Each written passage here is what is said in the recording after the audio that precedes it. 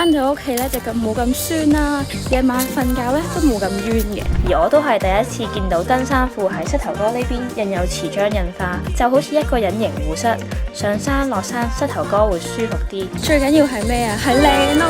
我覺得咧佢好顯瘦啦，佢好修身，着咗佢上去之後咧，既收腰又有提臀嘅效果，喺山上打卡就啱晒啦！我都唔驚肥，因為佢個設計做得好好，你睇下。由於佢冇鋼圈，着上去好舒適自在，兩邊加壓提高，唔驚側邊嘅肉走出嚟，可以修飾副乳。好多女仔咧揀運動褲嘅時候咧，都會好擔心咧，會好突出下身嘅 V 拉。